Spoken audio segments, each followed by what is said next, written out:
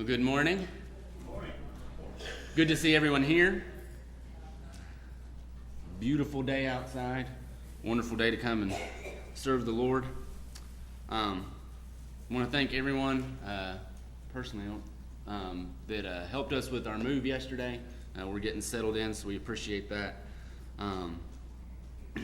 Very happy to be closer to Rica and closer to church. So I do want to mention real quick, I'll make some more comments about this during the service later, but we have the calendar and the worship schedule printed for next month.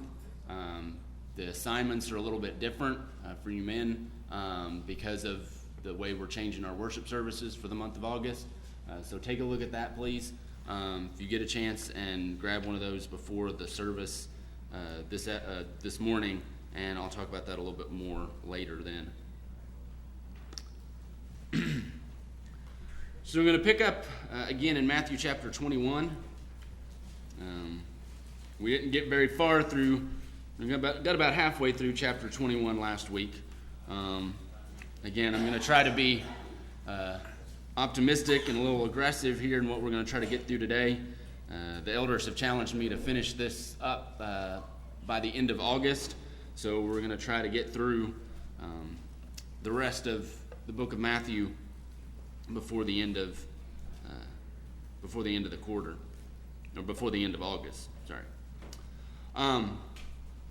So last week we talked about the triumphal entry, as it's called, and Jesus coming into Jerusalem for this last week, the week before the Passover. We know this is all leading up to the end of the week and the crucifixion that is coming, and the cleansing of the temple, the challenging of Jesus' authority, where they ask him, who gave you this authority, and he gives them another question that they're not willing to answer about John's teaching.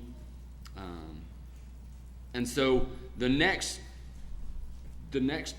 couple of chapters here is really a continuation of this back and forth between Jesus and the scribes and the Pharisees and the Sadducees, and just the religious rulers in general, some things back and forth between them.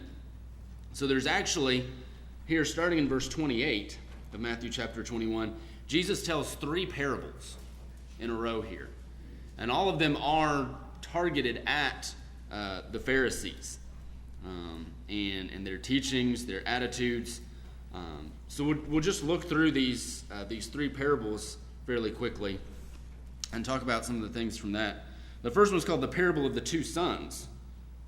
Not the prodigal son that we might think of, the parable of the 2 sons. Starting in verse 28, what do you think?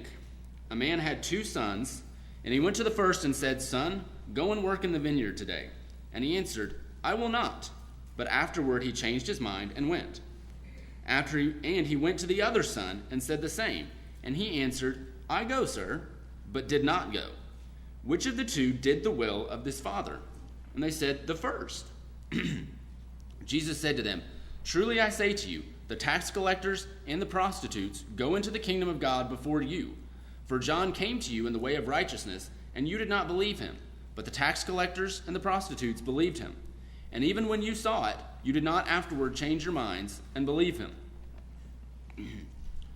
So this goes to kind of a little bit what we were talking about at the end of class last week about the Pharisees' reaction to John's teaching, and whether they believed it or not, and the fact that if they didn't believe it, then they were being hypocritical, they weren't being genuine, and the fact that they weren't willing to deny his teaching and say that it wasn't from God because they were afraid of the people. They were afraid of the reaction that they were going to get from the people.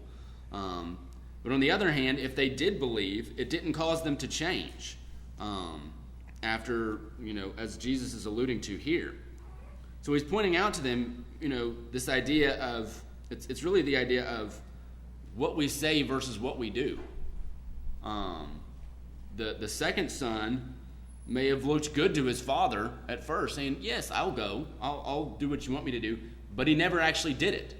he didn't go and do it. The first son at first said, no, I'm not going to do this. I'm not going to do what you want me to do. But then had a change of conscience, change of mind, or whatever, decided to go out, and he was going to do his father's will. And he uses that as a comparison to the ones that, the tax collectors, the prostitutes, the ones that were the lowest rung of society, according to the Jews. Maybe just slightly above the Gentiles, in the way the Jews viewed it. And that they would go into the kingdom before the Pharisees, because they may have initially in their lives made the wrong decision, said, we're not going to follow God, we're not going to do what God wants. And then after this change of mind, change of conscience that they had upon hearing John's teaching, they repented and they began doing what they were supposed to be doing. So he's challenging the Pharisees here that, you may say that you do God's will, but when you hear the message from John, you hear the message from God, you don't change, you don't do what you're supposed to do. So he's challenging them in that way, and that they're not behaving the way they're supposed to. The next one then here is called the parable of the tenants. Starting in verse 33, it says, "Hear another parable. There was a master of a house who planted a vineyard, and put a fence around it, and dug a wine press in it, and built a tower, and leased it to tenants, and went into another country. When the season for fruit drew near, he sent his servants to the tenants to get his fruit. And the tenants took his servants, and beat one, killed another, and stoned another. Again he sent other servants, more than the first, and they did the same to them. Finally he sent his son to them, saying, They will respect my son.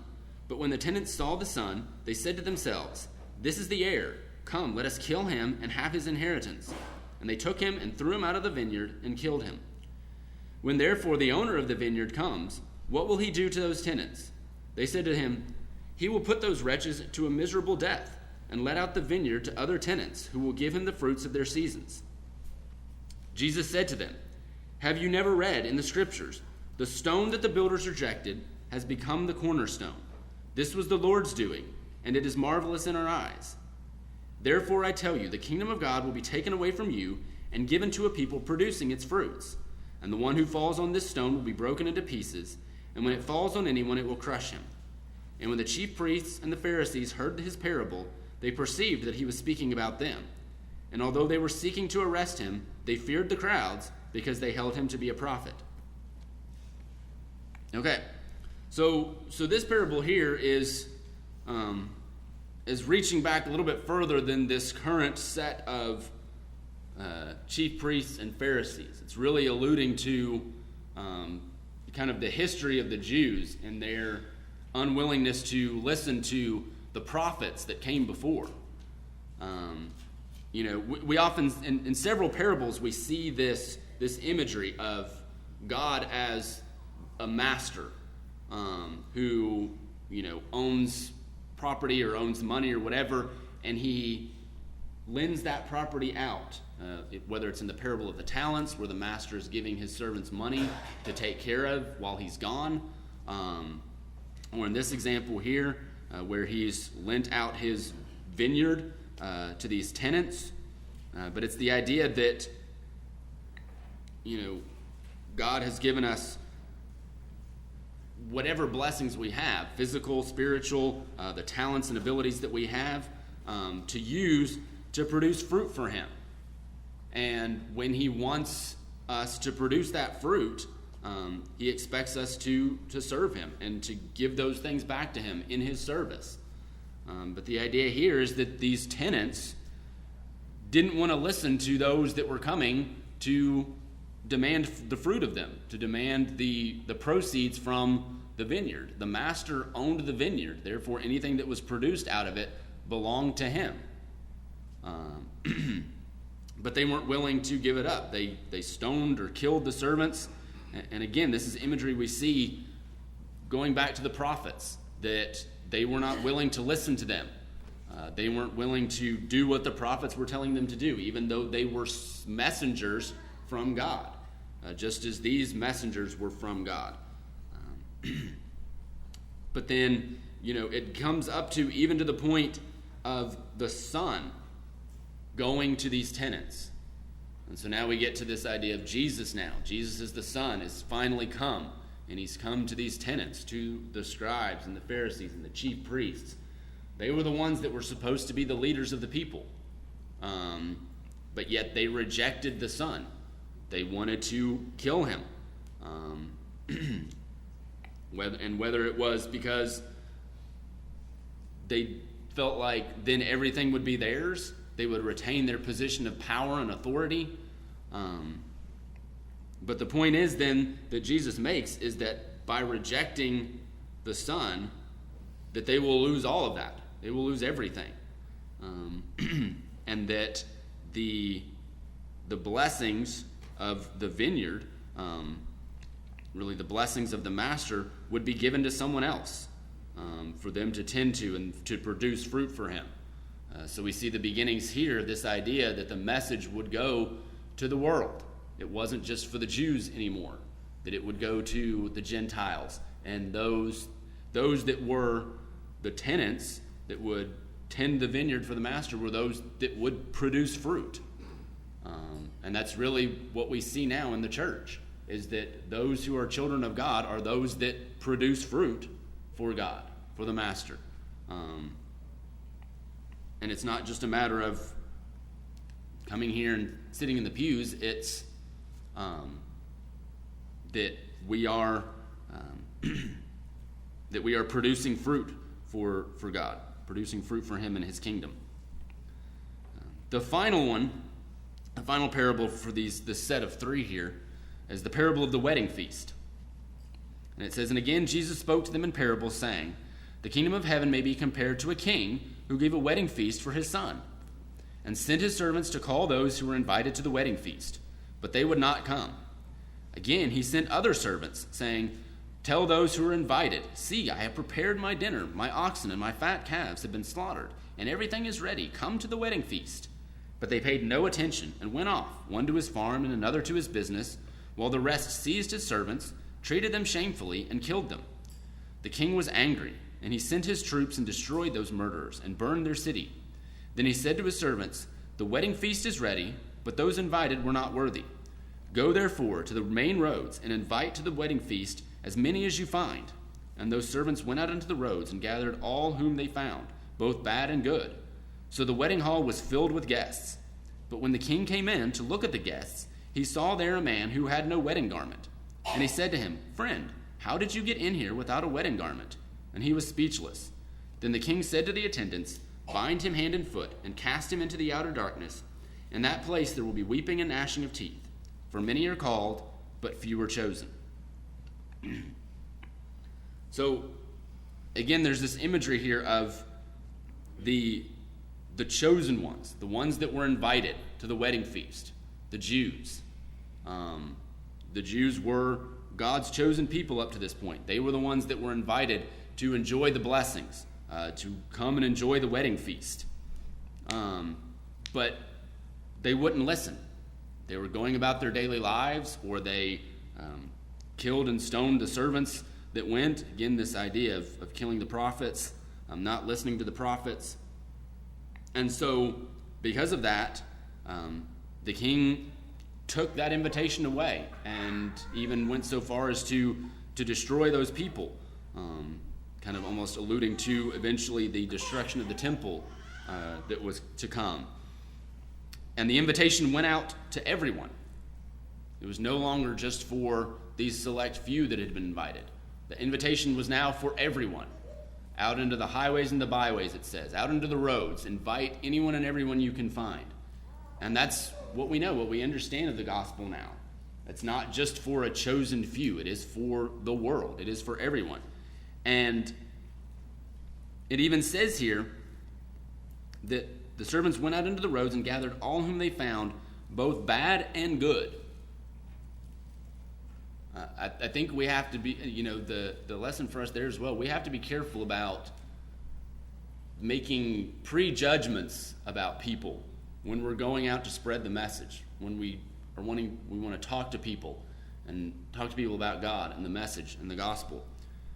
Oftentimes, I know I'm guilty of this, of looking at someone that maybe I work with or that I know outside of the church and prejudging in my mind, well, I know what kind of person they are. I know the life that they live. I know they're not going to be willing to give that up. They're not going to, and they believe this, they believe in evolution, so on and so forth. There's no way they're going to turn around. And I'm guilty of doing that. But we can't, especially in the beginning, before we've even made any attempt to evangelize to these people, to make that judgment. The invitation is for everyone. And we see here that the last part of this parable, after this invitation goes out to everyone, the good and the bad, this last part almost seems a bit harsh. And I remember Patrick using this, I think, in a sermon a couple months ago. But the idea is that, yes, the invitation went out to everyone, but, in this day and time, there was an expectation that if you came to a wedding, you came prepared, you came dressed appropriately, you came to do what you were supposed to do. And just because you're invited, doesn't mean you come as you are necessarily. There are expectations once you are invited and you accept that invitation of how we are supposed to behave, the things that we are supposed to do. I think this speaks directly to the idea of the come as you are, stay as you are gospel, where people just say, God will accept you however you are. And there's a fine line there that, yes, anyone and everyone can come and be a child of God, but there is that change, there is that transformation that comes, should be in our hearts and our minds and our actions after that. This person apparently just thought, I've been invited, I'll just come the way I am, and not meeting in the example of this parable here, not meeting the societal expectations that came along with that invitation. And for us as Christians, there are those spiritual and action things that are required of us when we become Christians, the things that we are supposed to do, the way we are supposed to behave, the fruits that we are supposed to produce. So again, all of these kind of pointing to the religious leaders of the day and their attitudes and the fact that because of their rejection of Jesus and his message, that the Jews were about to lose their privileged status and that the invitation would go out to the world. So now, starting in verse 15 of chapter 22, we get back to, again, there's this volley back and forth almost between Jesus and the Pharisees or the Sadducees or the chief priests or whoever, and the religious leaders trying to trap Jesus, trying to entangle him in words, it says here. And here it says, verse 16, and they sent their disciples to him along with the Herodians, saying, Teacher, we know that you are true and teach the way of God truthfully. Is that correct? Stop right there. Is that really what they believed? They were being hypocritical in the statement in order to trick him. Yeah, they were trying to, butter him up, lower his guard, whatever, make him feel good, which may have worked on a normal person, but he knew they were being hypocritical. So it says, Teacher, we know that you are true and teach the way of God truthfully, and you do not care about anyone's opinion, for you are not swayed by appearances. Tell us then what you think. Is it lawful to pay taxes to Caesar or not? But Jesus, aware of their malice, said, Why put me to the test, you hypocrites? Show me the coin for the tax. And they brought him a denarius. And Jesus said to them, Whose likeness and inscription is this? And they said, Caesar's. Then he said to them, Therefore render to Caesar the things that are Caesar's, and to God the things that are God's. And when they heard it, they marveled and left him and went away. So again, I love his answers to them. He never, hardly ever answers the question directly. This is probably one of the most direct answers we get from him to the Pharisees or Sadducees. But the point is, that coin has Caesar's inscription because it's issued by Caesar and the Roman government. And, it's kind of the point there, almost, hey, if you're willing to use that coin that's issued by the Roman government and be a participant in this marketplace, community, economy, whatever, then what goes along with that is that you pay those taxes back to Caesar. Render to Caesar the things that are Caesar's. They oftentimes complained about being under Roman rule and doing all these things, but it wasn't to the point where they were willing to reject the Roman currency and not participate in that economy, and they hadn't revolted against Roman rule, at least at this point, in any significant way. So, Worth noting, though, Chris, that the Pharisees and the Herodians are playing double team here to try to catch him in his words. right, You can imagine on many occasions the Pharisees and Herodians arguing this very question among themselves. yeah, Back and forth, what's to be said. And so when the text says they marvel at his answer, it's like, hey, we never really thought about it that way, He just kind of shut up and shut down the entire argument. yeah, And they're probably disappointed because what are we going to argue about now at the coffee shop? I mean, we don't have anything to discuss, but he just Yeah. answered that question. But I think, too, they're marveling at the fact that we just can't catch this guy. We keep trying, but we just can't pin him down, and no matter what we say. I think they're marveling on more than just one level. yes. It's, marveling at his answer that, like you said, that, oh, wow, we'd never really thought about it that way. But also to the fact that, man, what can we do to trick this guy, to trap this guy? The next one comes, I love this one. The Sadducees come to Jesus. In verse 23, the same day, Sadducees came to him, who say that there is no resurrection, and asked him a question, saying, Teacher, Moses said, if a man dies having no children, his brother must marry the widow and raise up children for his brother. Now there were 7 brothers among us. The first married and died, having no children, left his wife to his brother. So too the second, and the third, down to the 7th. After them all, the woman died. And the resurrection, therefore, of the 7, whose wife will she be? For they all had her. But Jesus answered them, You were wrong, because you know neither the Scriptures nor the power of God. For in the resurrection they neither marry nor are given in marriage, but are like angels in heaven. And as for the resurrection of the dead, you have not read what was said to you by God. I am the God of Abraham, and the God of Isaac, and the God of Jacob. He is not the God of the dead, but of the living. And when the crowd heard it, they were astonished at his teaching. So again, we have this reaction of this astonishment of this teaching, and maybe a way of looking at it that they had never considered, they had never looked at. But I think it's humorous here again that the Sadducees that it says here specifically, and we know, did not believe in the resurrection. Did not believe in the resurrection of the dead. That once you have died, that is the end. Which, as a Jew, as a religious person, seems crazy to have that, to hold that view. But They held on to the first 5 books of the law. They did not listen to people like Daniel the prophet. right. Who mentioned the resurrection. Well, But- when Jesus responded to them, he responded in Exodus 3. Right. And again, from a text they probably had never considered. I mean, Yeah. the exchange between Moses and the burning bush, and the pronouns there, I am, Yeah. not I was or I will be, but I am. And that's something they had never thought about in one of their lengthy arguments, I'm sure. But here he comes along and just says, if you just read one of your own accepted texts, you'll see that even there, your view is just not tenable. And so they were speechless. They didn't have any, there's no comeback. What do we say to that?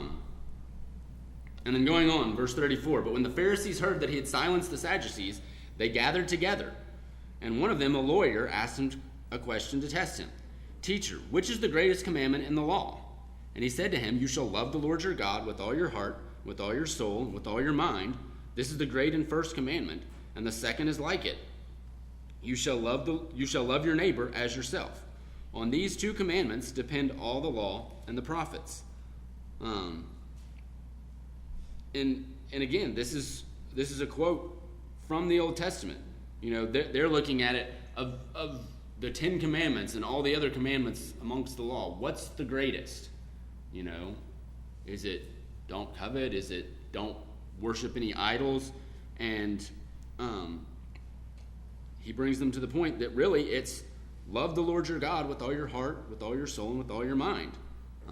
That is all the commandments together. Really, all the commandments fit one of these two categories: to love the Lord your God or to love your neighbor as yourself. All of the laws dealt with either man's relationship with God or man's relationship to man, and how we are to treat each other, how we are to deal with each other, how we are to serve and worship God, the things we are supposed to do, the things we shouldn't do, all of that. This one, it's like a pretty quick, simple answer from Jesus. It's like I almost get this image of the Pharisees and the Sadducees and the chief priests. They're all gathered around. They're huddled together, talking, trying to figure out, what are we going to do? What are we going to ask him next? How are we going to do this? And, they heard, oh, well, he answered the Sadducees about this, and they didn't have any response, so what are we going to do? And you get this lawyer among the Pharisees that kind of pops his head up and is like, oh, what about this? And he answers them, and okay, now we got to go back and figure something else out. And we finally get this last response from Jesus. Before you go on, I wanted to go back up a little bit to verse 31. I think it's worth noting before we leave it. When Jesus was responding to the Sadducees, he said, have you not read what was spoken to you by God? And to me, that's a profound observation, because Jesus is giving us insight into his view of the written word. If you're reading it, it's not Moses' words, although Moses recorded those words, but this is the word of God. Mm-hmm. And so have you not read what was spoken to you by God? Yeah. So I think those are important observations when you think about how we should view the Bible, how we should view Scripture. Because he says that were spoken to you. Now those words were directly spoken to Moses, but he's equating them here that they were spoken to you as well through the written word. That's a very good point. I hadn't thought about it. When Moses gave this commandment in Deuteronomy chapter 6, in chapter 5 preceding, he had just enumerated the 10 commandments. Then you get chapter 6, immediately after that, hear, O Israel, the Lord thy God is one God. Thou shalt love the Lord thy God with all thy heart, with all thy soul. So Jesus now goes back to chapter 6 of Deuteronomy rather than chapter 5, where the 10 commandments are enumerated, and says this is the greatest commandment.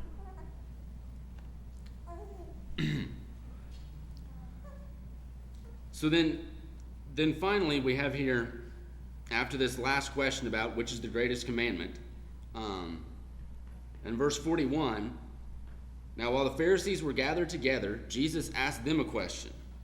So finally it's like, and we'll see here with this question that he asked him, finally he's like, okay, I've gone back and forth with you guys enough, we're done with this.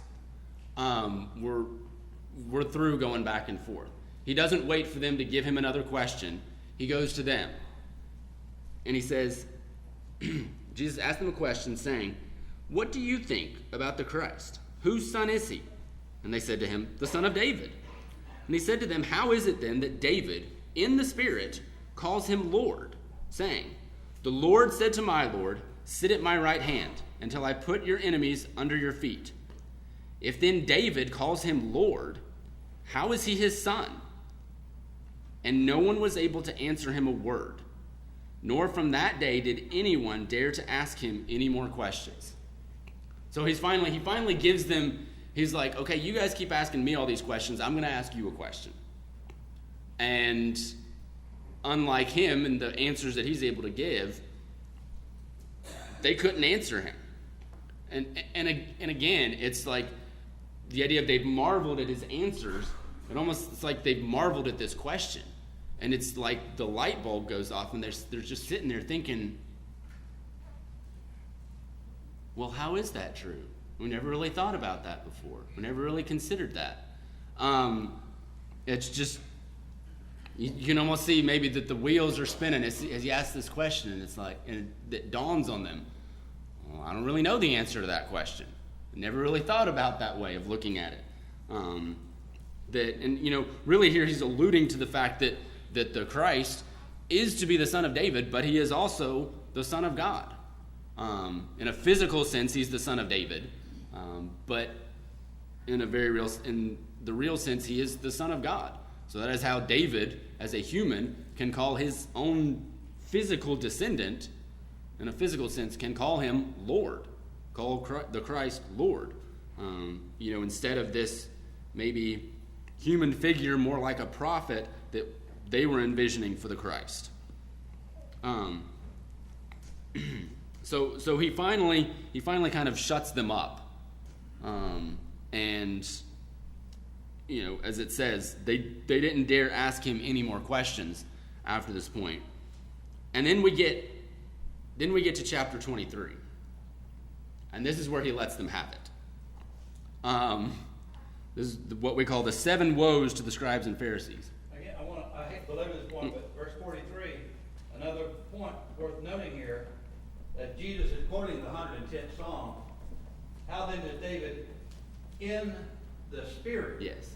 So he did not think of that as merely David's words or David's reflective thoughts. Yes. This is David in the Spirit. Yeah. This David is inspiration. And he recognized. That's why he was able to say in verse 31, quoting from Exodus 3, when Moses wrote those words, this was God speaking, because the Spirit that moved David to write the 110th Psalm moved Moses to write Exodus 3. And that's how Jesus viewed it, and that's how we must view Scripture. Yeah. It's God's Word. Yeah, the Psalms aren't just a lot of pretty poetry. They're very beautiful, but they're not just beautiful poems written by David. They are inspired. They were written in the Spirit. Very good point. And we're probably not going to get through all of chapter 23 here. I actually just want to... I was thinking about how to go through this and how to read it. And I think, to me, the most powerful way to look at this is just to read it through, like it's a sermon. I know this may be long, but I want to get this full force of what he is saying here to them. Starting in verse 1 of chapter 23, we'll read through verse 36. Then Jesus said to the crowds and to his disciples, "The scribes and the Pharisees sit on Moses' seat, so practice and observe whatever they tell you, but not what they do. For they preach, but do not practice. They tie up heavy burdens hard to bear and lay them on people's shoulders, but they themselves are not willing to move them with their finger. They do all their deeds to be seen by others, for they make their phylacteries broad and their fringes long, and they love the places of honor at feasts and the best seats in the synagogues, and greetings in the marketplaces, and being called rabbi by others. But you are not to be called rabbi, for you have one teacher, and you are all brothers. And call no man your father on earth, for you have one Father who is in heaven. Neither be called instructors, for you have one instructor, the Christ. The greatest among you shall be your servant. Whoever exalts himself will be humbled, and whoever humbles himself will be exalted. But woe to you, scribes and Pharisees, hypocrites! For you shut the kingdom of heaven in people's faces. For you neither enter yourselves, nor allow those who would enter to go in. Woe to you, scribes and Pharisees, hypocrites! For you travel across sea and land to make a single proselyte, and when he becomes a proselyte, you make him twice as much a child of hell as yourselves. Woe to you, blind guides, who say, if anyone swears by the temple, it is nothing, but if anyone swears by the gold of the temple, he is bound by his oath. You blind fools! For which is greater, the gold, or the temple that has made the gold sacred? For if you say, if anyone swears by the altar, it is nothing. But if anyone swears by the gift that is on the altar, he is bound by his oath. You blind men, for which is greater, the gift or the altar that makes the gift sacred? So whoever swears by the altar swears by it and by everything on it. And whoever swears by the temple swears by it and by him who dwells in it. And whoever swears by heaven swears by the throne of God and by him who sits upon it. Woe to you, scribes and Pharisees, hypocrites! For you tithe mint and dill and cumin, and have neglected the weightier matters of the law, justice and mercy and faithfulness. These you ought to have done without neglecting the others. You blind guides, straining out a gnat and swallowing a camel. Woe to you, scribes and Pharisees, hypocrites! For you clean the outside of the cup and the plate, but inside they are full of greed and self-indulgence. You blind Pharisee, first clean the inside of the cup and the plate, that the outside also may be clean. Woe to you, scribes and Pharisees, hypocrites! For you are like whitewashed tombs, which outwardly appear beautiful, but within are full of dead people's bones, and all uncleanness. So you outwardly appear righteous to others, but within you are full of hypocrisy and lawlessness. Woe to you, scribes and Pharisees, hypocrites! For you build the tombs of the prophets and decorate the monuments of the righteous, saying, if we had lived in the days of our fathers, we would not have taken part with them in shedding the blood of the prophets. Thus you witness against yourselves that you are sons of those who murdered the prophets. Fill up then the measure of your fathers. You serpents, you brood of vipers, how are you to escape being sentenced to hell? Therefore I send you prophets and wise men and scribes, some of whom you will kill and crucify, and some you will flog in your synagogues and persecute from town to town, so that on you may come all the righteous blood shed on earth, from the blood of innocent Abel to the blood of Zechariah, the son of Berechiah, whom you murdered between the sanctuary and the altar. Truly I say to you, all these things will come upon this generation. Okay. Like I said, I know that was long, but you see here this, he doesn't just stop with one thing. It's finally over and over and over and over again. All of these, and every time, woe to you, scribes and Pharisees, hypocrites. He is continually pointing out their hypocrisy. They're wanting to be seen of men. That's really the biggest theme here, is that they want to appear to be righteous. They want to appear to be, penitent or doing all these wonderful things. These, the phylacteries that it talks about. They make their phylacteries broad. A phylactery, if you don't know what that is, so in the law, in the Old Testament, when, and I looked it up when I was studying, and I forgot to jot down the reference now. As the law is being given, God commends the people through Moses to take the word, to value the word, it says, bind it as frontlets on your forehead, and bind it to your hands, that basically it is with you all the time.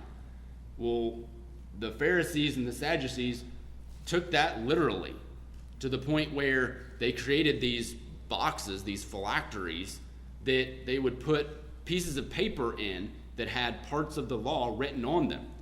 And they would literally physically take those boxes and bind them to their heads or bind them to their arms. And even now, Orthodox Jews still do this during their morning prayers. They'll take these and they'll bind them on there. At this time, from what I understand, oftentimes the Pharisees would walk around constantly in public with these things bound to their heads. And they would make them big so people wouldn't miss them. Because they wanted people to know, oh, we're following the law, we're being righteous, because, we've taken it to the nth degree to do every single thing that we can. But But the point here that Jesus makes over and over and over again is they're only doing it for the honor, for the praise that they receive from men. They want to be seen as powerful, as important. They clean the outside of the cup. They clean the outside of the tomb. But inside, it's full of filthiness. It's full of hypocrisy. It's full of lawlessness. The idea here as well in verse 23 of tithing the tiniest of spices, going down to, every tiny detail that, I've got, 10 mint leaves, I collect 9 and the 10th one's for God. I collect 9, the 10th one's for God. And Jesus says these things you ought to have done without neglecting the others, without neglecting justice and mercy and faithfulness. They were so consumed with crossing the T's and dotting the I's and doing every tiny little detail that they weren't looking at the reasons behind all of this. That so many of these laws were based on being just people and being merciful people and being faithful to God. They were just concerned about, this is the law, this is what I can do, this is what I can't do, got to check all these boxes. And Jesus says, you should do those things. Those things are important. They are part of the law. Those things you should have done. But you can't forget the weightier matters, the reason why all these laws exist. Justice, mercy, faithfulness. So, again, finally, it's interesting that all these answers that Jesus has given them up to this point, they're trying to trap him so that they can finally convince the people he's no good, we need to get rid of him. But they didn't want to for fear of the people. And so it's like they're delaying. They're not doing anything yet. And it almost seems to me like this sermon had the purpose not only of telling them who they were and what they were doing and why they were wrong, but almost I wonder if finally pushing them over the edge, that they could no longer stand to let him get away with these things. They realized he was doing this in front of the crowds, and that if we let him get away with this, with lambasting us in public in front of the crowds, then we will no longer have any standing among the people. So this was kind of, the beginning of them really pushing toward getting rid of him and bringing him to the crucifixion, and fulfilling the prophecy of God. Interesting that Jesus, the meek and lowly Son of God, preached the most scathing sermon you will ever read. And it was all about hypocrisy. Yeah, you generate the snake. Yeah. So, thank y'all.